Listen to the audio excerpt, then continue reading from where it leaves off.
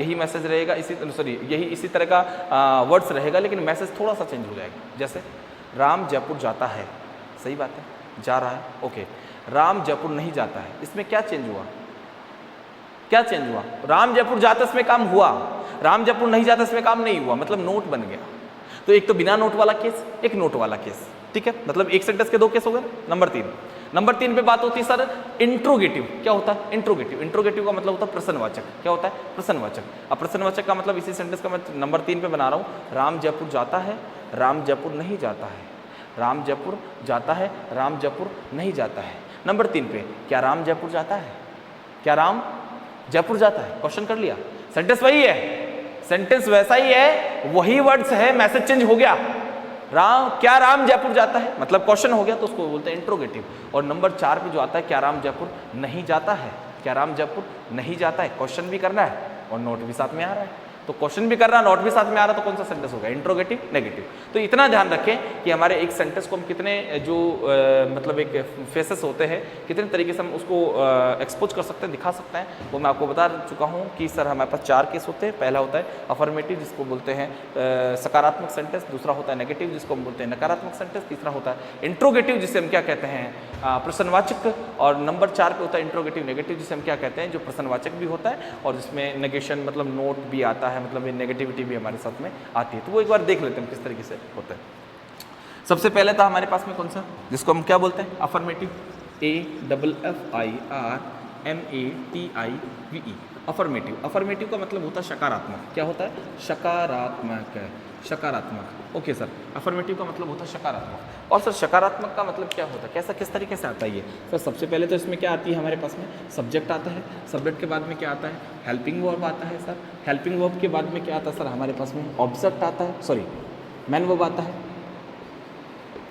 और man verb के बाद में आपके पास हमारे पास में क्या आता है सर, ऑब्जेक्ट आता है, और ऑब्जेक्ट के बाद में क्या आता है, अदर आता है। ये पार्ट हमारा कंप्लीट हो गया। सर सबसे पहले ये ध्यान रखें कि हमारा एक सेंटेंस जो होता है जिसको हम अफर्मेटिव कहते हैं, अफर्मेटिव का मतलब सकारात्मक, जिसमें काम होता है, इसमें काम होता है, वो सेंटेंस हमारे पास में किस तरीके से आता है? सर सबसे पहले उसमें हमारे पास में क्या आता है, सब्जेक्ट आता है, फिर उसके बाद में हमारे पास में क्या आता है, हेल्पिंग वर्ब आता है, फिर उसके बाद में मैन वर्ब आता है, मैन वर्ब के बाद ऑब्जेक्ट आता है, ऑब्जेक्ट के बाद अदर्स आता है। ये सारा मैटर हमारा क्या होता है, अफर्मेटिव होता है। अगर इस स्ट्रक्चर में हम कोई भी सेंटेंस बना रहे होते हैं तो हमारा सेंटेंस जो होता है वो कौन सा बनता है, अफर्मेटिव बन जाता है। अब अफर्मेटिव से ही हमारा दूसरा सेंटेंस बनता है जिसको हम क्या बोलते हैं, नेगेटिव, NEGATIVE। नेगेटिव का मतलब होता है सर नकारात्मक। क्या होता है? नकारात्मक। अब सर नकारात्मक से क्या मतलब होता है हम लोगों का? नकारात्मक से मतलब होता है जो काम होता है वो काम नहीं होता, बस मतलब वहाँ पर नोट आ जाता है। क्या आता है? नोट। सबसे बड़ा क्वेश्चन कि सर नोट कहाँ आता है? नोट आ जाता है, बहुत अच्छी बात है, लेकिन कहाँ आता है? ये हम प्राइमरी जो हमारी एक मिस्टेक होती है, प्राथमिक मिस्टेक होती है, बहुत छोटी छोटी मिस्टेक्स के अंदर आता है ये नोट वाला मैटर, कि बच्चा जब सेंटेंस बनाता है, जब बहुत बड़े क्वेश्चन का एक आंसर दे रहा होता है तो वहाँ पर नोट पता नहीं कहाँ लगा देता है, ठीक है, अपनी इच्छा के हिसाब से। लेकिन हमारे को ये ध्यान रखना है कि नोट कहाँ लगाते हैं। नोट एक एडवर्ब है। क्या है? नोट एक एडवर्ब है। एडवर्ब का मतलब होता है क्रिया विशेषण। एडवर्ब का मतलब होता है क्रिया विशेषण, मतलब विशेषण तो है लेकिन किसका? क्रिया का। क्रिया की पहचान बताने वाला, क्रिया की पहचान बताने वाला, क्रिया की जो पहचान होती है उसके अंदर कुछ उसके 4 चांद लगाने वाला, कुछ एक नया अर्थ बनाने वाला जो शब्द होता है, विशेषता बताने वाला, उसे क्रिया विशेषण कहते हैं। तो क्रिया विशेषण हमेशा क्रिया के बाद में ही आता है, मतलब ये हेल्पिंग वर्ब के बाद में ही आता है। नोट हमेशा हेल्पिंग वर्ब के बाद में ही आता है। अब ये पता चल गया कि सर हेल्पिंग वर्ब के बाद में नोट आता है, तो इसको छोटा सा मैं एक जूम करके बता रहा हूँ, थोड़ा और ज़्यादा गहराई में जा रहा हूँ। नोट का प्रयोग कहाँ करना? सेंटेंस को अगर नेगेटिव बनाना है सर तो हेल्पिंग वर्ब के बाद में। किसके बाद में? हेल्पिंग वर्ब के बाद में क्या लगा दो? नोट लगा दो सर। ओके, लेकिन ये भी ध्यान रखना कि सर हेल्पिंग वर्ब के बाद में, मैं 2 तरीके से बोल रहा हूँ, हेल्पिंग वर्ब के बाद में और मैन वर्ब से पहले। हेल्पिंग वर्ब के बाद में और मैन वर्ब से पहले आप क्या लगा दो? नोट लगा दो। तो देखो सर, तो सर हम लोग वो मैंने ये क्यों बोला है कि मैन वर्ब से पहले नोट लगा दो, वो मैं आपको 2 मिनट बाद बताने वाला हूँ। लेकिन अभी फिलहाल आप ध्यान रखें कि नोट को कहाँ लगाना है? हेल्पिंग वर्ब के बाद में और मैन वर्ब से पहले, सिर्फ इतना याद रखना है। Okay, let's see. अच्छा, अगला सेंटेंस जो बनता है हमारे पास में क्या होता है? सब्जेक्ट होता है, सब्जेक्ट के बाद में आता है हेल्पिंग वर्ब, और हेल्पिंग वर्ब के बाद में हमारे पास में क्या आता है? नोट। जैसा मैंने कहा आपको कि सर नोट कहाँ लगाना होता है? After helping verb. तो हेल्पिंग वर्ब के बाद में हमने क्या कर दिया? नोट लगा दिया, और उसके बाद में हमारा क्या होता है? Man verb. क्या होता है? मैन वर्ब, और उसके बाद में ऑब्जेक्ट, और ऑब्जेक्ट के बाद में अदर। ये वाला पार्ट पूरा हो गया। फिर सर अब सर इसमें क्या डिफरेंस हुआ? सर इसमें क्या था? इसमें नोट नहीं था, इसमें नोट है, तो नोट का मतलब नेगेटिव, मतलब काम नहीं हुआ। काम हुआ तो अफर्मेटिव, काम नहीं हुआ तो नेगेटिव, सीधा सा ऑप्शन है। ठीक है, नोट कहाँ लगाना? मतलब सीधी सीधी बातों पे ध्यान देना। अफर्मेटिव नेगेटिव में क्या डिफरेंस होता है सर? अफर्मेटिव में एक्चुअली क्या होता है, नोट नहीं आता, और नेगेटिव में नोट आता है। नोट कहाँ आता है? हेल्पिंग वर्ब के बाद में, मैन वर्ब से पहले क्या आता है? नॉट आता है, और नॉट सेंटेंस को नेगेटिव बना देता है और कार्य नहीं होता, इसलिए उसको नकारात्मक सेंटेंस कहते हैं हम लोग। नंबर 3 पे जो हमारा सेंटेंस आता है उसको हम क्या बोलते हैं? उसको हम बोलते हैं इंट्रोगेटिव, INTERROGATIVE, इंट्रोगेटिव। इंट्रोगेटिव का मतलब होता है सर प्रश्नवाचक। क्या होता है? प्रश्नवाचक। अब सर इंट्रोगेटिव का मतलब प्रश्नवाचक होता है। अब इंट्रोगेटिव का मतलब प्रश्नवाचक का मतलब क्या होता है सर? क्वेश्चन करना है, सीधे सी बात है। अब क्वेश्चन करने के लिए हमारा सेंटेंस किस तरीके का होना चाहिए? तो मैं आपको एक बात बता दूं कि अगर आप इंट्रोगेटिव सेंटेंस बनाना चाहते हैं तो आपको एक बात मैंने बोली थी कि सर सिंपल सेंटेंस जब बनाते हैं तो स्टार्टिंग में क्या आता है? सब्जेक्ट। क्या आता है? सब्जेक्ट। क्या आता है? सब्जेक्ट। और एंडिंग किससे होती है? फुल स्टॉप से। लेकिन हम बात अगर इंट्रोगेटिव की करते हैं, किसकी करते हैं? इंट्रोगेटिव सेंटेंस की अगर बात करते हैं तो एक्चुअली हमारा जो सब्जेक्ट होता है वो सब्जेक्ट अपनी जगह चेंज कर लेता है, वो सब्जेक्ट चला जाता है आगे, और उसके सब्जेक्ट के आगे जो चीज़ होती है जहाँ पर वो जाके बैठता है उस जगह पर एक शब्द होता है, उसको बोलते हैं हेल्पिंग वर्ब। क्या बोलते हैं? Helping verb. वो जो हेल्पिंग वर्ब होती है वो हेल्पिंग वर्ब वापस से कहाँ जाती है? बैक आ जाती है। मतलब सब्जेक्ट अपनी जगह से खिसक जाता है हेल्पिंग वर्ब के स्थान पर, और हेल्पिंग वर्ब खिसक जाती है सब्जेक्ट के स्थान पर। मतलब बोले तो हमारा सेंटेंस किससे शुरू हुआ? सब्जेक्ट से, हेल्पिंग वर्ब से। हेल्पिंग वर्ब से किससे हुआ? हेल्पिंग वर्ब से। तो हमारा सेंटेंस शुरू होने वाला है हेल्पिंग वर्ब से। तो सबसे पहले तो हमारे पास में क्या आ जाती है? क्योंकि इंट्रोगेटिव करने के लिए हेल्पिंग वर्ब पहले आ जाएगी, तो सर हमारे पास में सबसे पहले तो क्या आएगा? Helping verb. अच्छा सर, हेल्पिंग वर्ब के बाद में क्या आने वाला है? आपको अभी मैंने बताया कि हेल्पिंग वर्ब की क्या है, हेल्पिंग वर्ब के स्थान पे क्या चला जाता है? सब्जेक्ट। इसके बाद में क्या आएगा? Man verb. और सर मैन वर्ब के बाद में सर क्या आता है हमारे पास में? ऑब्जेक्ट। और ऑब्जेक्ट के बाद में क्या आता है? अदर। और सर अदर के बाद में हमारे पास में क्या आता है? Question mark. क्योंकि सेंटेंस इंट्रोगेटिव है ना, तो सेंटेंस इंट्रोगेटिव है तो फुल स्टॉप तो नहीं आ सकता। फुल स्टॉप तो नहीं हो सकता सर, वहां पर फुल स्टॉप तब होता है जब हमारा सेंटेंस सब्जेक्ट से स्टार्ट होता है। लेकिन बात हमारी यहाँ पर यह है कि इंट्रोगेटिव की हेल्पिंग वर्ब से हमारा सेंटेंस स्टार्ट हो रहा है, तो हेल्पिंग वर्ब से जब भी सेंटेंस स्टार्ट होता है तो एक्चुअली हमारा सेंटेंस का एंडिंग किसके साथ होता है? क्वेश्चन मार्क के साथ में होता है, क्योंकि वही हमारे को दिखाता है कि हमारा सेंटेंस क्या है? इंट्रोगेटिव है। Okay, next one, let's. अगला सेंटेंस हमारा होता है जिसको हम क्या बोलते हैं? Interrogative negative, INTERROGATIVE, interrogative negative, NEGATIVE, interrogative negative. हमारा अगला जो सेंटेंस होता है वो होता है इंट्रोगेटिव नेगेटिव। अब इंट्रोगेटिव नेगेटिव का मतलब सीधा पता चल रहा होगा, इंट्रोगेटिव का मतलब प्रश्नवाचक, नेगेटिव का मतलब नकारात्मक। मतलब प्रश्नवाचक तो हमारे पास में है, अब उसका क्या करना है? नकारात्मक करना है। अब नकारात्मक कैसे करते हैं? उसको नेगेटिव लगा, नेगेटिव करना है तो आपको नोट लगाना है, सीधी सी बात है। अब सर नोट कैसे लगाएं? नोट कहाँ लगाएं? कहाँ लगाए? अभी मैंने आपको बताया था, मैंने आपको बोला था ना कि 2 मिनट बाद में बताऊंगा कि नोट को मैंने ऐसा क्यों बोला कि हेल्पिंग वर्ब के बाद में और मैन वर्ब से पहले। मैं बताता हूँ अभी आपको। तो आपको पता है कि सर इंट्रोगेटिव सेंटेंस तो हमारे पास है, लेकिन इसका नेगेटिव वर्ब बनाना है तो नोट लगा दो सर, सीधा सा ऑप्शन है। नोट कहाँ लगाए सर? हेल्पिंग वर्ब के बाद में। पहला बात, हेल्पिंग वर्ब के बाद में। तो हेल्पिंग वर्ब के बाद में लगा के देखते हैं sir. Helping verb HELPING, helping verb के साथ में ऐड कर दो क्या? नोट, यहीं पे ऐड कर दो। उसके बाद में आता है सब्जेक्ट। क्या आता है? सब्जेक्ट। और सब्जेक्ट के बाद में क्या आता है? Man verb. और मैन वर्ब के बाद में हमारे पास में क्या आता है? ऑब्जेक्ट। और ऑब्जेक्ट के बाद में हमारे पास में क्या आता है? अदर। और सेंटेंस हमारा इंट्रोगेटिव तो लास्ट में क्या है? Question mark. क्या आने वाला है? Question mark. अब आपने कहा सर आपको सेंटेंस के साथ में नोट लगाना है। नोट कहाँ लगाना होता है भाई? सेंटेंस में नोट कहाँ लगाना होता है सर? नोट लगाना तो हेल्पिंग वर्ब के बाद में। पर सर आपने एक बात और बोली थी कि हेल्पिंग वर्ब के बाद में और मैन वर्ब से पहले। तो सर यहाँ पर तो मैन वर्ब तो आ ही नहीं रही है, तो सब्जेक्ट आ रहा है। तो भाई एक्चुअली क्या है, इसके 2 केस बनते हैं कि नोट जो होता है 2 जगह आ सकता है, हेल्पिंग वर्ब के बाद में और मैन वर्ब से पहले। इसलिए बोला मैंने क्योंकि एक्चुअली बीच में सब्जेक्ट आता है, तो यहाँ पर मैन वर्ब से पहले भी आप नोट लगा सकते हैं। तो उसका फॉर्मूला क्या बनता है आपके पास में? उसका फॉर्मूला बनता है क्या? Helping verb. अच्छा, हेल्पिंग वर्ब के बाद में आपके पास में क्या आता है? सब्जेक्ट। और सब्जेक्ट के बाद में आपके पास में क्या आने वाला होता है? नोट। और नोट के बाद में क्या आती है? Man verb. और मैन वर्ब के बाद में क्या आता है? ऑब्जेक्ट। और ऑब्जेक्ट के बाद में क्या आता है? अदर। और अदर के बाद में क्या आता है? Question mark. अब आप पूछोगे सर आपने नोट कहाँ लगाया? सर ये रहा नोट आपका, ये देखिएगा आप नोट, ये रहा नोट। नोट कहाँ है? मैन वर्ब से पहले, तो आप यहाँ भी लगा सकते हैं। दूसरा सर नोट कहाँ है? हेल्पिंग वर्ब के बाद में, तो आप यहाँ भी लगा सकते हैं। इसलिए मैंने बोला था कि नोट का प्रयोग कहाँ करते हैं? हेल्पिंग वर्ब के बाद में और मैन वर्ब से पहले। तो ये था हमारा सारा सिस्टम किसका, कि एक सेंटेंस को आप 4 केस में डाल सकते हैं। एक सेंटेंस को आप 4 तरीके से परफॉर्म कर सकते हैं।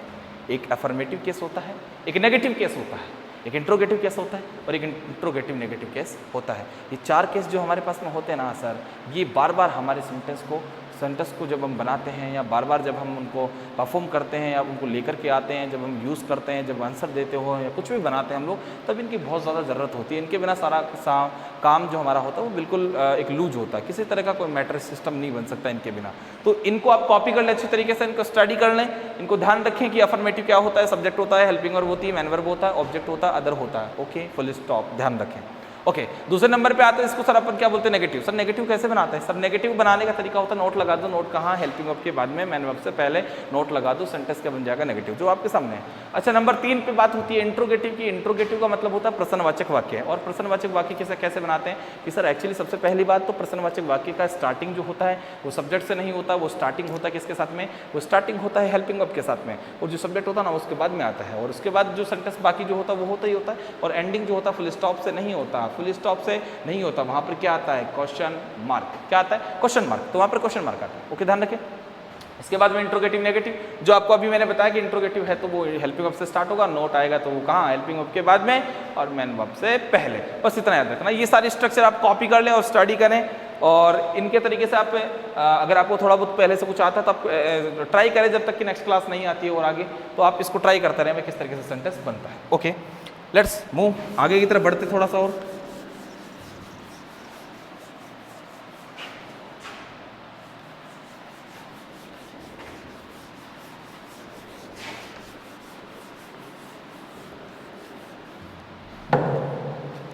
दूसरी एक छोटी सी बात मैं आप लोगों को बता देना चाहता हूँ कि ये जो लेक्चर हम बना रहे हैं वो लेक्चर हम किस चीज़ के लिए बना रहे हैं? ये लेक्चर बना रहे हैं हम लोग 10th क्लास के लिए, 10th क्लास हिंदी मीडियम।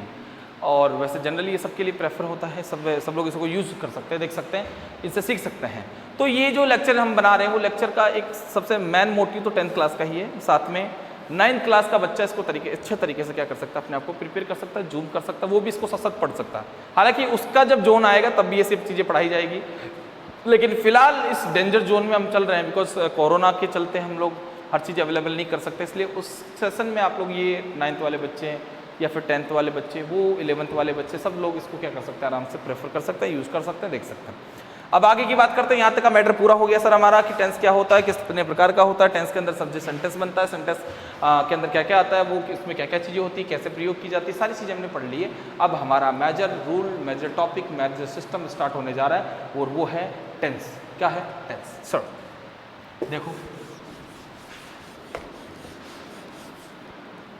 तो सबसे पहले हम बात कर रहे हैं कि 4, मैंने आपको थोड़ा सा जूम कर लें, अपने आप को थोड़ा रिवाइज भी कर ले। जूम का मतलब अंदर से खोल के पैर से बैक चले जाएं, बैक जाकर के चेक करें। मैंने आपको बताया था कि टेंस 3 प्रकार के होते हैं, और 3 में हर एक टेंस में 4 प्रकार का काम होता है, 4 प्रकार से कार्य होता है। तो वो 4 प्रकार हो गया, indefinite, continuous, perfect, perfect continuous.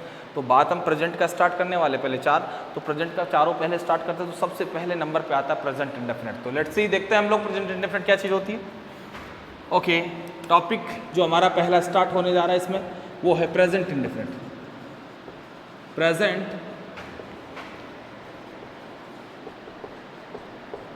Indefinite tense. Okay, सबसे पहला टॉपिक हमारा है प्रेजेंट इंडेफिनिट टेंस। तो सर एक्चुअली सबसे बड़ी बात, अगर अपन हिंदी मीडियम में पढ़ रहे हैं तो हमारे को ये पता चलना जरूरी है कि इसकी हिंदी पहचान क्या होती है। तो सबसे पहले आप देख लो, प्रेजेंट इंडेफिनिट की हिंदी पहचान होती है ता है, ती है और ते है। अगर किसी भी सेंटेंस का मतलब हिंदी की बात कर रहे हैं फिलहाल हम लोग, हिंदी पहचान है तो ऑब्वियस है हिंदी के एंडिंग में ही आएगी, हिंदी के सेंटेंस के एंडिंग में ही आएगा, ठीक है। इंग्लिश में तो चल नहीं सकता है। तो सर पहली बात तो ये देखना है कि अगर किसी भी सेंटेंस के एंडिंग के अंदर, किसी भी सेंटेंस के एंडिंग में अगर हमारे पास में क्या शो हो रहा है, ता है, ती है और ते हैं, तो हम आइडेंटिफाई कर लेंगे उसको बड़े अच्छे तरीके से कि सर हमारा जो सेंटेंस है वो कौन सा टेंस का है, प्रेजेंट के इंडेफिनिट का है। ओके, ये चीज़ हमारे को बड़े जनरल तरीके से कंप्लीट करनी है। पर अभी मैं एक छोटी सी चीज़ मैं आपको बता रहा हूँ, थोड़ा पहले बता रहा हूँ, लेकिन आप उसको थोड़ा जूम कर लें, अपने आप को उसके अंदर रख ले, भाई हाँ ये चीज़ हमारे लिए बहुत सेफ चीज़ है। आपको मैं बता दूँ कि प्रत्येक टेंस में 2 ऐसी चीज़ होगी। जैसे सेंटेंस का फॉर्मूला हमारा होता है, उसमें क्या आता है, सब्जेक्ट आता है, हेल्पिंग वर्ब आता है, मैन वर्ब आता है, ऑब्जेक्ट आता है, अदर आता है, ये वाला पार्ट हमारे पास में आता है। तो हर टेंस में ये तो सेम होता है, ये भी सेम होता है, ये भी सेम होता है। 2 चीज़ बदलती है, हेल्पिंग वर्ब और मैन वर्ब का केस, हेल्पिंग वर्ब और मैन वर्ब का केस। तो टोटल 12 टेंस हो गए ना, चार प्रेजेंट के और 4 पास्ट के, 4 फ्यूचर के, तो कितने हो गए टोटल 12 है। तो एक टेंस में कितनी चीज़ बदलती है 2, तो 12 टेंस में कितनी हो गई 24 हो गई। तो ये 24 पे फोकस करना है। अगर कोई आपसे पूछता है कि do you know present indefinite tense, क्या आप प्रेजेंट इंडेफिनिट जानते हैं, तो आपको ये बोलना है yes I know, yes I know, मैं जानता हूँ प्रेजेंट इंडेफिनिट क्या होता है, मैं जानता हूँ प्रेजेंट इंडेफिनिट क्या होता है। हमें नहीं बोलना ताहते, उसको पूछना किस तरह आप हिंदी में पूछना चाह रहे हैं, इंग्लिश में पूछना चाह रहे हैं। हिंदी में अगर बात करें तो ये बता देना, और अगर बात करें इंग्लिश की तो बता देना उसको कि सर अगर V1 के साथ में क्या आ रहा हो, एस या ES, क्या आ रहा हो एस या ES, V1 प्लस एस और ES अगर हमारे पास में दिया हुआ हो तो हमारे पास सेंटेंस जो है वो कौन सा टेंस का होगा, प्रेजेंट के इंडेफिनिट का। ओके, एक चीज़ मैं और छोटा सा ब्रैकेट में लिख देता हूँ इसके साथ में, do does plus V1, do does plus V1, वो मैं बाद में बताऊँगा क्या चीज़ है। बस इतना याद रखना कि प्रेजेंट इंडेफिनिट किसे कहते हैं, तो आप बता दियो कि सर प्रेजेंट इंडेफिनिट होता है V1 प्लस एस और ES या do does plus V1, V1 plus S और ES या डू डस प्लस V1, बस और कुछ याद नहीं रखना। प्रेजेंट इंडेफिनिट का मतलब यही होता है। अब सर प्रेजेंट इंडेफिनिट का मतलब यही होता है, तो जस्ट सर ऐसे वाले सेंटेंस हमारे पास आएंगे ताहती हैं, तो हम इसको हिंदी से इंग्लिश में कैसे लेके आएंगे, उसके लिए एक छोटा सा फॉर्मेट मैं आपको बता देता हूँ। क्योंकि आपको मैंने बताया कि एक सेंटेंस के 4 केस होते हैं, तो ये ताहती है वाला जो सेंटेंस आएगा हमारे पास में उसके भी 4 ही केस होने वाले हैं, तो उसके 4 केस होने वाले हैं। वो 4 केस कौन कौन से, फटाफट से एक बार मैं बता देता हूँ, उसके बाद आप ऑटोमेटिक बनाते रहेंगे। एक टेंस का मैं बना देता हूँ, बाकी टेंसेस के आप खुद बनाएंगे। ओके, तो पहला कौन सा था हमारे पास में, AFFIRMATIV, अफर्मेटिव था। अफर्मेटिव का केस हमारा बनता है किसका, प्रेजेंट इंडेफिनिट का। सबसे पहले आता है हमारे पास में क्या, सब्जेक्ट, सब्जेक्ट के बाद में V1 प्लस एस और ES, इसके बाद में क्या आता है, ऑब्जेक्ट, क्या आता है ऑब्जेक्ट, और उसके बाद में क्या आता है अदर। ओके सर, एक चीज़ को मैं हाईलाइट कर रहा हूँ यहाँ पे, और वो चीज़ जो है हमारे पास में वो क्या है, वो है V1 प्लस एस और ES। नंबर 2 पे आ गया सर हमारे पास में क्या, इसको हम क्या बोलते हैं सर, नेगेटिव। नेगेटिव का मतलब सर नोट आएगा फिर से, तो सर आ गया हमारे पास में क्या, सब्जेक्ट, सब्जेक्ट के बाद में हमारे पास में आ गया डू और डस, और साथ में आ गया नॉट, और नॉट के बाद में आ गया V1, उसके बाद में ऑब्जेक्ट, और ऑब्जेक्ट के बाद में क्या हो गया सर अदर। ओके, मैं फिर से एक चीज़ को हाईलाइट करने वाला हूँ, और वो हाईलाइट करने वाली चीज़ ये है हमारे पास में, वो है do does plus not plus P1। Okay, number 3 पे हमारे पास में आया था, वो था इंट्रोगेटिव। कौन सा था, इंट्रोगेटिव। इंट्रोगेटिव में क्या बोला था मैंने, हेल्पिंग वर्ब कहाँ आती है पहले, तो हेल्पिंग वर्ब हमारे पास में आएगी पहले, तो वो हो गया हमारे पास में क्या हो गया, do does plus subject plus V1 plus object plus other, और साथ में क्या हो गया, क्वेश्चन मार्क। ये ध्यान रखिए, क्वेश्चन मार्क को ना भूले आप लोग। अब सबसे बड़ी बात हमारे को क्या चेक करनी है यहाँ पे कि सर वो हाईलाइट वाला मैटर क्या है, इसमें हाईलाइट वाला मैटर है सर डू डस, क्या है डू डस, डू डस, और एक मैटर है P1। ऐसे ही हमारे पास में हो गया interrogative negative, interrogative negative, interrogative negative. इन सभी की स्पेलिंग्स, फुल स्पेलिंग्स मैंने आपको उससे पहले दे दी है, वहाँ पे आप आराम से देख सकते हैं, और बार बार रिपीट हम वीडियो का टाइम ज़्यादा वो नहीं कर सकते हैं, इसलिए फटाफट से आप इनको याद ही कर लें, वहाँ पे जरूरत नहीं पड़ेगी आपको। अच्छा, इसके बाद हमारा अगला जो मैटर होता है इंट्रोगेटिव नेगेटिव, वहाँ पर हमारे पास में आता है डोंट, डजंट, डोंट और डजंट। इसके बाद में होता है plus subject plus V1 plus object plus other plus question mark. Okay, अब इसके बाद अगला जो एक और मैंने बताया था ना कि इसके 2 फॉर्मूले होते हैं, तो दूसरा फॉर्मूला होता है डू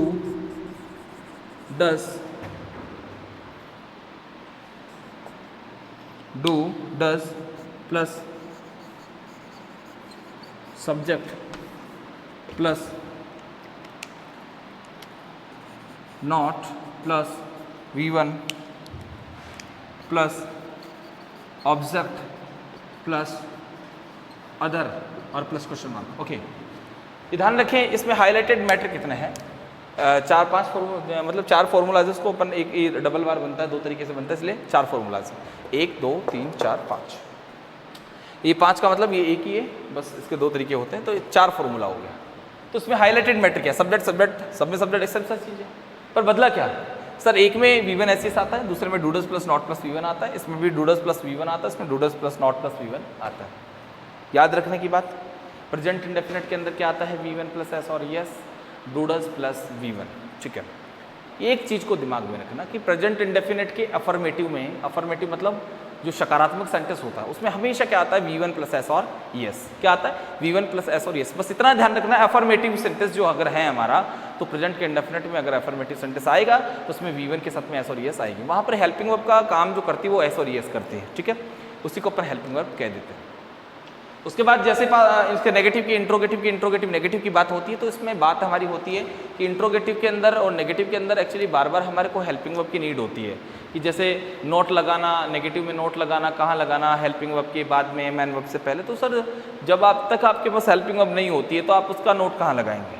ठीक है, इसलिए सर यहाँ पर जो हेल्पिंग वर्ब होती है हमारे पास में वो तो क्या होती है, डूडस होती है। इसके बाद में क्या आता है, नॉट, उसके बाद आती है V1। अब एक बात का ध्यान रखना कि जहाँ पर V1 के साथ एस आएगी, ठीक है, जिस सेंटेंस में V1 एस आप लाना चाहते हैं उसके हिसाब से आता है, वहाँ पर केवल क्या आएगा, V1 एस डूडस नहीं आएगा। और जहाँ पर डूडस प्लस V1 आता है वहाँ पर एस और यस वाला केस नहीं बनता है। तो ये ध्यान रखें कि पहले ही केस में V1 के साथ एस और यस आता है, मतलब एफर्मेटिव में ही V1 के साथ एस और यस आता है।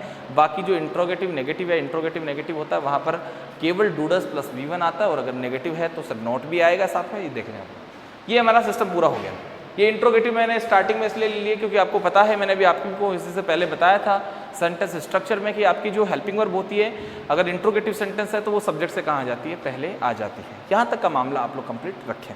ओके, अब मैं आपको छोटा सा कुछ एक चीज़ें मैं बता देता हूँ सर। यहाँ पर ये V1 एस क्या होता है, डूडस प्लस V1 क्या होता है, ये सब चीज़ें क्या होती है, इसको कॉपी कर ले बस, बाकी काम आप मुझ पर छोड़ दें, क्योंकि I am always with you, मैं हमेशा आपके साथ में हूँ।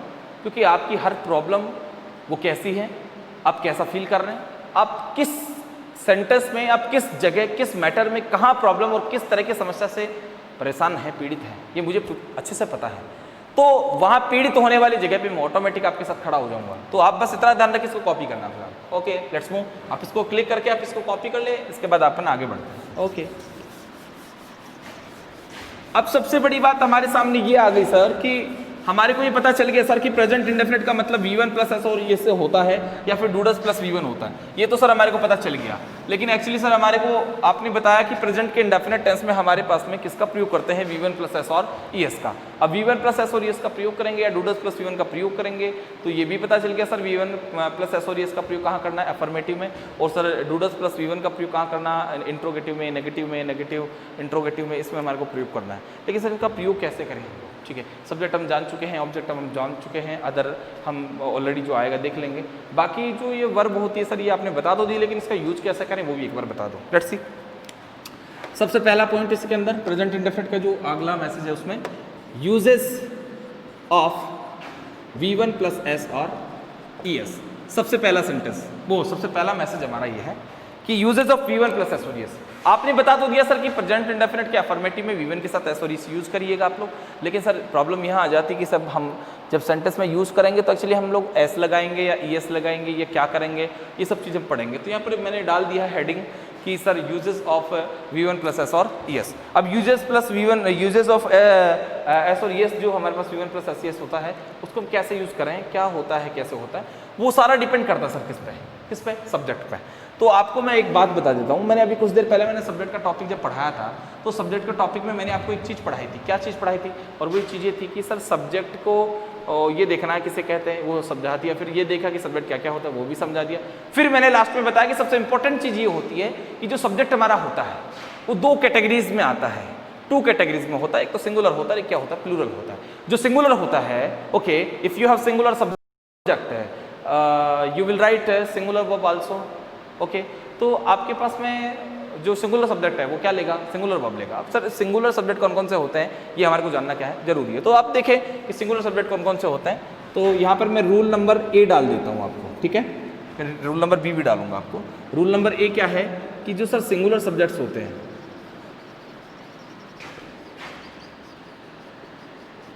सिंगुलर सब्जेक्ट्स कौन कौन से होते हैं सर? सर सिंगुलर सब्जेक्ट होता है ही, सी, इट और किसी का नाम या फिर कोई भी सिंगुलर नाउन। ये सारा मैटर जब भी हमारे पास में आता है तो स्टेप बाय स्टेप बात कर रहे हैं हम लोग। तो हमारे को V1 के जो साथ में एस और एस आता है वो लगाना है। कब लगाना है? जब सब्जेक्ट हमारा क्या हो? सिंगुलर। क्या हो? सिंगुलर। क्या हो? सिंगुलर। सबसे पहले नीड माइंड में ये रख ले, जो हमारे दिमाग की सबसे बड़ी अच्छी जोन है उसमें ले जाएं इस चीज़ को कि सिंगुलर सब्जेक्ट होगा ना तो V1 के साथ में क्या आएगा? एस और एस आएगा। और अगर प्लूरल हुआ तो फिर नहीं आएगा। अगर सिंगुलर सब्जेक्ट है, ये बात नहीं कर रहे हैं हम कि V1 के साथ एस कब आएगा, एस कब आएगा, वो मामला ही बात का है सर। हम बात सिर्फ ये कर रहे हैं कि कौन से सब्जेक्ट के साथ में V1 के साथ एस एस आएगा। तो सबसे पहली बात है, सब्जेक्ट दो प्रकार के, सिंगुलर और प्लूरल। अगर बात सिंगुलर सब्जेक्ट की होती है, मतलब जो बोर्ड पे आपको दिख रहे हैं स्क्रीन पे, कि अगर आपके पास में सिंगुलर सब्जेक्ट है तो V1 के साथ एस और एस आएगा, और अगर आपके साथ में प्लूरल सब्जेक्ट है तो सर V1 के साथ एस और एस नहीं आएगा। एक रूल कंप्लीट हो गया। नंबर बी, मैं ये वो भी लिख देता हूँ। नंबर बी ये है कि sir PLURAL plural, SUBJECTS subjects, plural subjects कौन कौन सा होता है? I, we, you, they, या कोई भी प्लूरल नाउन्स, ये सारा चीजें क्या होता है? प्लूरल होती है। अब बच्चे के दिमाग में एक छोटा सा क्वेश्चन दिमाग में आ ही जाता है, क्या? आई। क्या आ जाता है? आई। Excuse,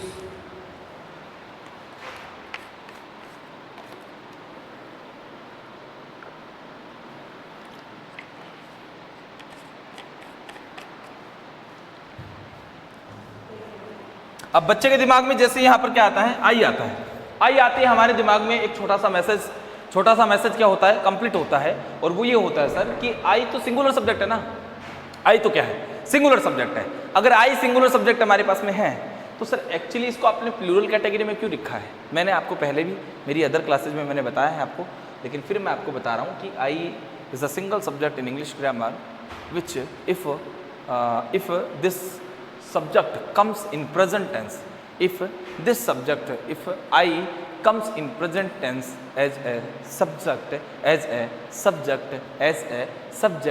it will used as a plural subject, where? कहाँ पे? कहाँ? मैंने बोला, दोबारा बोल रहा हूँ, मैंने इंग्लिश में बोला था कि आपके पास में अगर आई प्रेजेंट टेंस में आता है, प्रेजेंट का इंडेफिनेट हो, कंटिन्यूअस हो, परफेक्ट हो, परफेक्ट कंटिन्यूअस हो, वहां पर अगर आई आता है तो आपका आई सिंगुलर नहीं होता, क्या होता है? प्लूरल। क्या होता है? प्लूरल। ये ध्यान रखिए आप। जैसे ये पास्ट में चला जाएगा, किसमें? जैसे ये पास्ट में चला जाएगा और ये जो सिंगुलर होता है, वो जो प्लूरल होता है, ये वापस क्या बन जाएगा? सिंगुलर बन जाएगा, क्योंकि आई के साथ में वो जाने वाला है तो सिंगुलर होता है। अब यहाँ पर आई के साथ में है जाना चाहिए, लेकिन एक्चुअली क्या आता है? हैव, क्योंकि वो प्लूरल है इसलिए। तो पता चल गया सर आई एक ऐसा सब्जेक्ट है जो अगर बात करें प्रेजेंट में तो ये प्लूरल होता है, और बात करें अगर ये पास्ट में तो ये क्या होता है? सिंगुलर होता है। फ्यूचर की तो बात करने की जरूरत नहीं, क्योंकि वहाँ पर तो मॉडल्स आते हैं हमारे पास में। ओके, अब ये हमारे पास पता चल गया। तो सर इसके साथ में भी, जब ये भी तो प्रेजेंट के इंडेफिनिट में आ सकते हैं ना सारे सब्जेक्ट, तो इनके साथ जब ये आएंगे तो क्या आप V1 के साथ एस लगाएंगे? नहीं सर, केवल क्या आएगी? V1 आएगी। केवल क्या आनी होगी? V1। सिर्फ इतना ध्यान रखें कि सर सब्जेक्ट अगर सिंगुलर हो तो V1 के साथ में एस और एस आएगा, और सब्जेक्ट अगर प्लूरल हो तो V1 के साथ एस और एस नहीं आएगा। फिर अगला क्वेश्चन बनता है हमारे माइंड में कि सर आपने ये रूल जो बताया है, ये नंबर पे जो बताया रूल, एक्चुअली ये ठीक तो है, लेकिन ये कंप्लीट ये नहीं हो पा रहा सर कि हमारे पास में V1 के साथ सिंगुलर सब्जेक्ट के साथ में V1 एस आएगी, लेकिन कब तो ऐसा आएगा, कब ई एस आएगा। तो मैं आपको छोटी सी चीज़ बता देता हूँ कि यहाँ पर एक ट्रिक है, TRIC ट्रिक क्या है एक, कि अगर आपके पास में सिंगुलर सब्जेक्ट आया है, ओके, और उसके बाद में आपके पास में एक वर्ब आ रही है जिसको आप क्या बोलते हैं? V1। इस V1 के एंडिंग, इस V1 की एंडिंग किसके साथ हो रही है? SS, CH, SH, X, O और Z। अगर आपके पास में सिंगल सब्जेक्ट है, सिंगुलर सब्जेक्ट है, आपकी V1 आ रही है और उसके एंडिंग किसके साथ हो रही है? SS, CH, SH, X, O, Z, तब तो आपको किसका यूज करना है? ES का। किसका यूज करना? ES का। अगर आपका फिर से नंबर 2 पे ट्रिक, अगर आपका नंबर 2 पे आपका फिर से सिंगुलर सब्जेक्ट है और सिंगुलर सब्जेक्ट के साथ में आपका जो V1 आ रहा है मतलब आपकी V1 जो आ रही है उसका एंडिंग अगर इन सब चीजों के साथ में नहीं होता है, बात सिंगुलर सब्जेक्ट की ही है, सिंगुलर के साथ ही तो ऐसा आएगा, सिंगुलर के साथ आने वाली वर्ब के साथ में ही तो ऐसा आएगा, और सिंगुलर के साथ आने वाली वर्ब के अंत में ही क्या आएगा, ईएस आएगा। लेकिन वो कब कब आएगा, तो मैंने बता दिया कि सिंगुलर सब्जेक्ट के साथ जो वर्ब आई है उसके एंडिंग में अगर ये सब आए, वर्ब के एंडिंग में, ठीक है, तो क्या लगाना, ईएस। और सिंगुलर सब्जेक्ट के साथ कोई वर्ब आई है लेकिन उसके एंडिंग में actually double S C H S H X O Z नहीं है, तो फिर क्या आएगा, एस आएगा। Are you sure? दोबारा रिवाइज करते हैं एक छोटा सा। सर यूजेज ऑफ एस और यस आपको बोर्ड पे दिख रहा होगा, आप अच्छा आसानी से देख सकते हैं इस चीज़ को कि uses of V1 plus S और यस। सर बात है कि V1 के साथ एस यस कब यूज़ करना है, तो सर एक्चुअली मैंने बोला कि V1 के साथ एस यस अगर आपको यूज़ करना है तो आपको सब्जेक्ट पे जाना पड़ेगा। सर आपका सब्जेक्ट क्या काम कर रहा है, आपका सब्जेक्ट अगर सिंगुलर के तरीके से काम कर रहा है, सिंगुलर सब्जेक्ट है तो V1 के साथ एस और यस आएगी, पहली बात। ओके, फिर मैंने बोला सर अगर आपका सब्जेक्ट प्लूरल है तो V1 के साथ एस और यस नहीं आएगा। ओके, फिर मैंने बोला सर प्लूरल का मैटर तो खत्म हो गया ना, फिर बोला मैंने सर सिंगुलर सब्जेक्ट के साथ में एस और यस आता है V1 के साथ। ओके, तो सर सिंगुलर सब्जेक्ट के साथ में कौन सी V1 के साथ ऐसा आएगा, कौन सी V1 के साथ ये यस आएगा, तो मैंने बता दिया आप लोगों को कि अगर सिंगुलर सब्जेक्ट आपके पास में आया है और उसके साथ जो वर्ब है उसका एंडिंग अगर double S C H S H X O Z के साथ एंड कर रहा है, एंडिंग हो रहा है, तो उसके साथ तो क्या लगाना है, ईएस। और अगर आपका जो वर्ब है double S C H S H X O Z के साथ एंडिंग नहीं कर रहा है तो आपको क्या लगाना है, एस। इतना यहाँ तक का ध्यान रखें और बाकी इन चीज़ों को इस तरीके से दिमाग में फीड कर ले स्टेप बाय स्टेप। ऐसे इसका प्रयोग कब करना, जब सर सब्जेक्ट सिंगुलर हो। ऐसे इसका प्रयोग कब नहीं करना, जब सब्जेक्ट क्या हो, प्लूरल हो। श्योर? अच्छा सर ऐसे इसका प्रयोग सिंगुलर सब्जेक्ट के साथ कब कब करना, कैसे कैसे करना, कब एस करना, कब यस करना, तो मैंने बता दिया कि सिंगुलर सब्जेक्ट है जिसके साथ double S C H S H X O Z वाली वर्ब आ रही है एंडिंग के साथ में, तो वहाँ पर तो क्या लगा दे, ईएस, और बाकी सबके साथ में एस। Are you sure? आप इसको भी, बहुत इंपॉर्टेंट है, यहीं पे आके बच्चा कंफ्यूज होता है, सबसे ज़्यादा गलतियां होने वाला यही टेंस होता है। तो इसको जूम करके क्लिक करके स्क्रीनशॉट ले ले आप इसका और ये इसको कॉपी कर ले। लेट्स मूव ऑन, आगे बढ़ते हैं। अगला जो पार्ट होता है हमारा इसी का लास्ट स्टेप है हमारी ये कि प्रेजेंट इंडेफिनिट क्या होता है, क्यों होता है। हम इतना इसलिए पढ़ रहे हैं, बड़े देर से हम लोग पढ़ाई कर रहे हैं और थोड़ा थकान भी महसूस हो रही है, लेकिन थकान इसलिए महसूस नहीं हो रही क्योंकि हम लोग बहुत अच्छे टॉप पे पहुंचने वाले हैं। टॉप पे मतलब एक बहुत बड़ी जो एक जर्नी हमारी हुई है, यात्रा हमारी हुई है, वो यात्रा का अब एक अंतिम पड़ाव जहाँ पर हमारी मंजिल मिलने वाली है, जहाँ पर हम प्रेजेंट इंडेफिनिट को सीखने वाले हैं, वहाँ पे हम पहुँचने वाले हैं। थोड़ी एनर्जी बहुत ज़्यादा बढ़ रही, उल्टी कम हो गई, लेकिन जो स्पिरिचुअल पावर है, जो आंतरिक पावर है, वो बढ़ता जा रहा है धीरे धीरे। अब अगली बात होती है सर यूजेस ऑफ डू और डस, क्योंकि ये भी तो आया था इसलिए। तो मैं आपको सीधे सीधे शब्दों में बता देता हूँ कि अगर आपके पास में सिंगुलर सब्जेक्ट्स हैं, क्या है, सिंगुलर सब्जेक्ट्स हैं, तो आपको वो जैसे आपको पता है सिंगुलर सब्जेक्ट कौन कौन से हैं, तो उनके साथ तो आप किसका यूज करें, डस प्लस V1 का। और आपके पास में जो प्लूरल सब्जेक्ट्स हैं, आपको ये बताने की आवश्यकता नहीं क्योंकि अभी लेटेस्ट अभी बात करी हमने कि सिंगुलर सब्जेक्ट कौन कौन से होते हैं। और जैसे आपके पास में PLURAL प्लूरल सब्जेक्ट्स आते हैं तो ये ध्यान रखना कि आपके प्लूरल सब्जेक्ट्स हमेशा किसका यूज लेने वाले हैं, वो लेने वाले हैं डू प्लस किसका, V1 का। Are you sure? इसको भी कॉपी कर लें। ये काम हो गया हमारा। प्रेजेंट इंडेफिनिट क्या होता है, क्या आता है, कैसे प्रयोग किया जाता है, क्या प्रयोग करते हैं, ये सब चीज़ें ये हम लोगों ने कंप्लीट कर ली है। सब्जेक्ट क्या होता है, वर्ब क्या होती है, हेल्पिंग, और बहुत सारा मैटर आज हमने एक क्लास के अंदर ही पूरा कर लिया है, क्योंकि इंग्लिश का बहुत बड़ा पार्ट हमने स्टार्ट कर लिया है और बहुत सारी चीज़ें हमने देख ली है और बहुत अच्छे कंक्लूजन पे एक प्रेजेंट इंडेफिनिट के टॉप पे पहुँच चुके हैं हम लोग। यहाँ तक होने के बाद हमारा सबसे पहला हिंदी मीडियम के बच्चों के लिए एक छोटा सा क्वेश्चन होता है, क्या आपको प्रेजेंट इंडेफिनिट टेंस के बारे में पता चला? जी क्या? हिंदी में बताओ सर। किसी भी सेंटेंस के एंडिंग में ताहे तीहे तेहे आया तो सेंटेंस प्रेजेंट इंडेफिनिट है, और उसको कैसे हम हिंदी से इंग्लिश में लाए, इसके लिए आपने इतना प्रोसेस बता दिया कि कैसे अफर्मेटिव होता है, कैसे नेगेटिव होता है, कैसे इंट्रोगेटिव होता है, कैसे इंट्रोगेटिव नेगेटिव होता है, कैसे V1 एसिस आता है, कैसे डू डज आता है, क्या सिंगुलर होता है, क्या प्लूरल होता है, कौन हेल्पिंग वर्ब होती है, कौन मैन वर्ब होती है, ये सारी चीज़ें हमने पढ़ ली हैं सर। अब हम एक सेंटेंस, मैं आपसे पूछना चाहता हूँ कि आप मुझे एक सेंटेंस बताएं जिसके एंडिंग में ताहे तीहे तेहे आए। क्या हम चेक करके तो देख लें कि क्या हमने जो प्रोसेस पढ़ा है वो सही है, तो उसको चेक करने के लिए एक सेंटेंस हमारे पास में होना चाहिए जिसके एंडिंग में आए ताहे तीहे तेहे। तो मैं बता देता हूँ आप लोगों को सेंटेंस क्या है, आप भी अपने हिसाब से देख सकते हैं कोई भी सेंटेंस। तो मैं जो बता रहा हूँ वो सेंटेंस ये है कि सीता खाना पकाती है, सीता खाना पकाती है, और सीता भोजन पकाती है, सीता खाना पकाती है। अब ये सीता खाना पकाती है, सबसे पहला क्वेश्चन कि क्या इसके एंडिंग में ता है, ती है, ते है आ रहा है?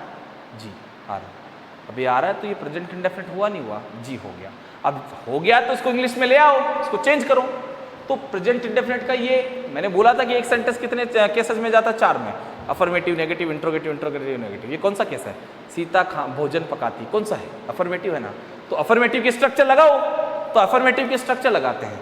अफर्मेटिव स्ट्रक्चर में सबसे पहले क्या आता है? सब्जेक्ट। सीता खाना पकाती। सर इसमें पकाने का काम कौन कर रहा है? सीता। तो सीता सब्जेक्ट हुई ना। तो सबसे पहले तो हमारे पास में क्या आ गया?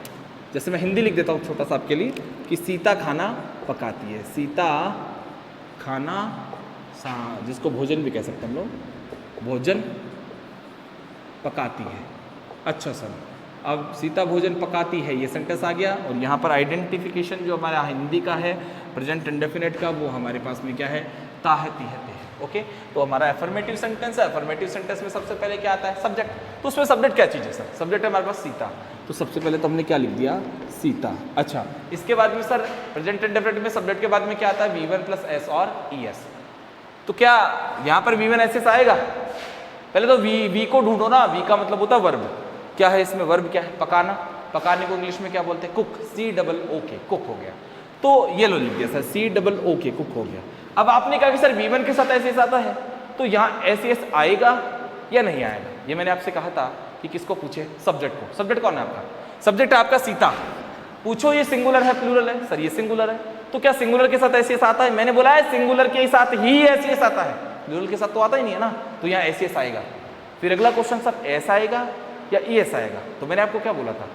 वो आप वर्ब से पूछे कि वो S लेगी या ES लेगी। क्यों? क्योंकि वर्ब के स्ट्रक्चर के एंडिंग में, वर्ब के एंडिंग में अगर SS, CH, SH, X, O और Z अगर ये आया है तो किसका प्रयोग करना? ES का। और अगर ये नहीं आया तो किसका प्रयोग करना? S का। पता करो क्या यहाँ पर SS आ रहा है? नहीं। CH नहीं, SH नहीं, X नहीं, O Z कुछ आ रहा नहीं आ रहा। तो यहाँ पर सर ES तो आ नहीं सकता, क्या आएगा? S।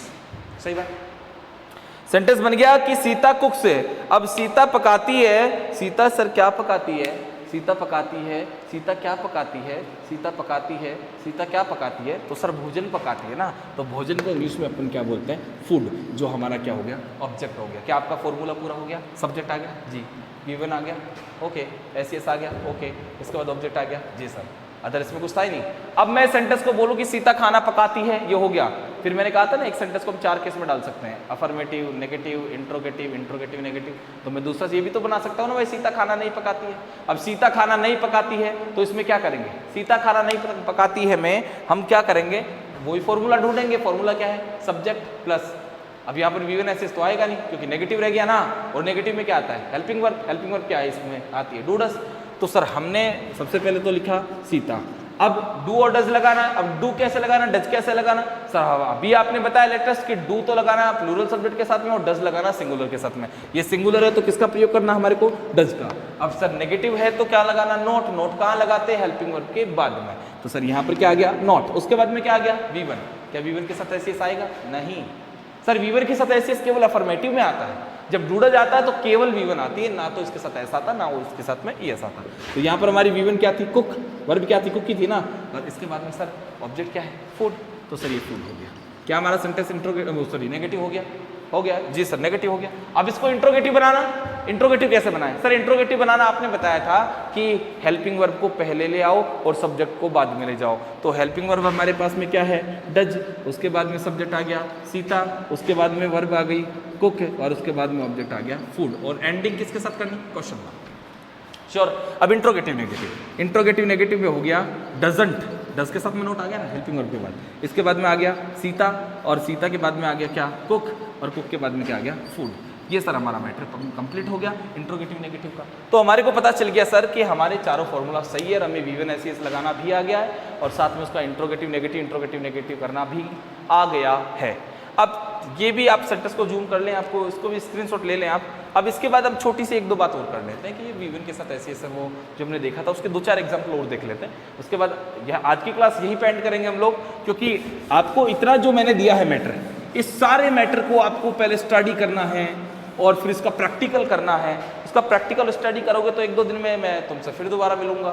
तो तब तक के लिए आपको मैं इतना काम देके जा रहा हूँ, ये याद करने का, समझने का, समझाने का, ये बेसिक चीज़ें सारी देके जा रहा हूँ। और वो आपके लिए इतनी हेल्पफुल, अगर आप 2-3 दिन तक रेगुलर पढ़ते रहोगे तो आप एक अच्छे जोन में अपने आप को फील करोगे। ओके, एक एग्जाम्पल मैं आपसे बात कर रहा हूँ कि जैसे मैं अब इंग्लिश में ही बात कर रहा हूँ, हिंदी में बात नहीं कर रहा हूँ। जैसे मैंने बोला कि सी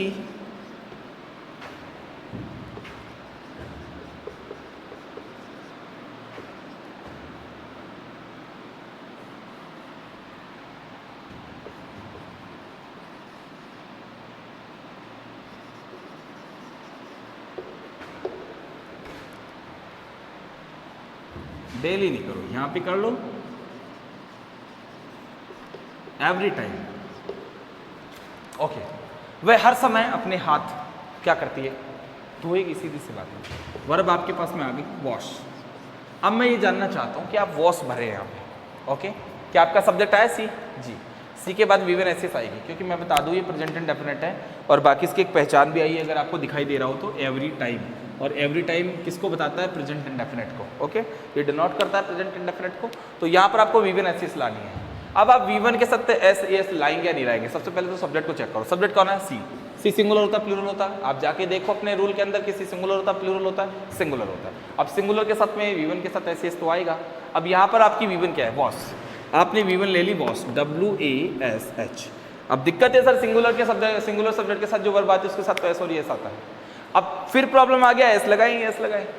सर एक्चुअली वर्ब के साथ एंडिंग देखो ना, वर्ब की एंडिंग देखो ना। वर्ब के एंडिंग में क्या आ रहा है हमारे पास में?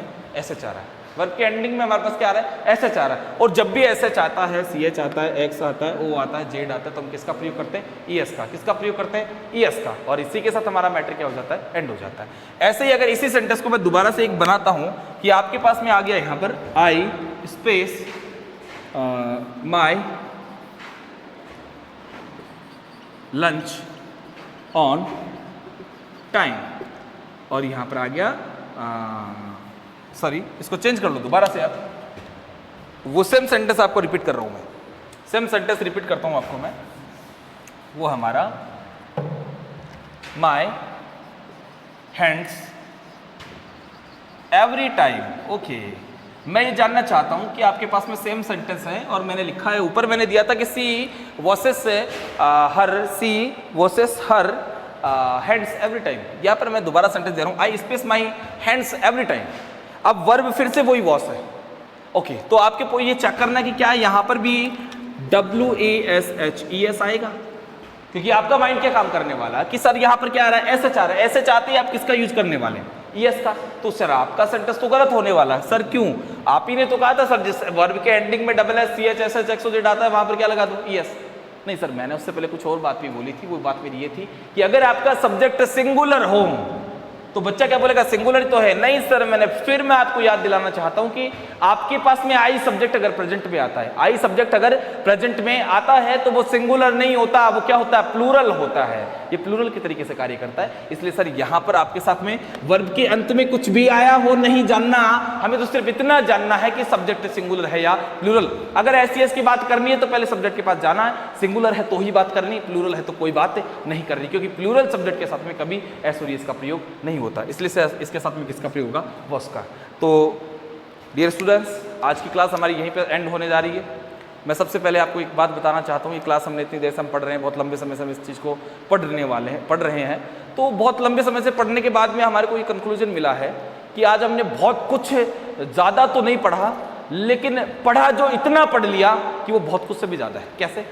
कि सर हमारे को जब हम सेंटेंस बनाने जाते हैं तो हमारे को बार बार याद आती है सिंगुलर प्लूरल, हमें बार बार याद आती है सब्जेक्ट क्या है, हमें बार बार याद आती है कि सिंगुलर है, प्लूरल है, वर्ब क्या है, हेल्पिंग वर्ब क्या है, मैन वर्ब क्या है, इसको मैन वर्ब क्यों कहते हैं, इसको हेल्पिंग वर्ब क्यों कहते हैं, सब्जेक्ट कौन सा है, सब्जेक्ट क्या है। बहुत सी चीज़ें कन्फ्यूजन करती है, बहुत सी चीज़ें कन्फ्यूज करती है। वो सारी कन्फ्यूजन हमने यहाँ पे दूर कर ली है। साथ ही हमने प्रेजेंट इंडेफिनिट को एक अच्छे लेवल तक पढ़ लिया है। आप इसके स्ट्रक्चर को, आप इसके जो मैटर को नोट करें, एक्सप्लेन करें अपने आप के लिए और उसको प्रैक्टिकल करें, प्रैक्टिस करें। काफ़ी सारे एग्जाम्पल्स आप लेकर के आएँ और उनको एक सारी हिंदी से इंग्लिश में लेकर के जाएं। और साथ ही साथ आप घर पे कम से कम प्रेजेंट इंडेफिनिट के जितने भी एग्जाम्पल्स आपको मिलते हैं उनको आप कॉपी में नोट कर लें, क्योंकि अगली बार जब मैं मिलने वाला हूँ तो मैं आपको ये चीज़ सिखा के जाऊँगा क्या, कि V1 के साथ में SES कब कब लगाना है, विवन के साथ ऐसे लगाना है कैसे, ये तो मैंने सिखा दिया, लेकिन कब कब लगाना है, कौन कौन से रूल इसमें आते हैं, कौन कौन सी सिचुएशन इसमें आती, वो मैं अगली बार सिखाऊंगा। तो आपके पास जितने भी 6 का 7 का 8 का 9 10 11 12 first year second year final जब कहाँ जहाँ का भी कोई ग्रामर पढ़ा, जहाँ पर आपके पास इंग्लिश के सेंटेंसेस हैं प्रेजेंट इंडेफिनिट के, वो कॉपी कर लें और लिख लें। आप बहुत सारा इतना बड़ा काम बना ले मेरे लिए, आप वो सारा काम मैं अगले वीडियो में सॉल्व करूँगा। तो अगले वीडियो तक के लिए सभी को best of luck, bye, see you.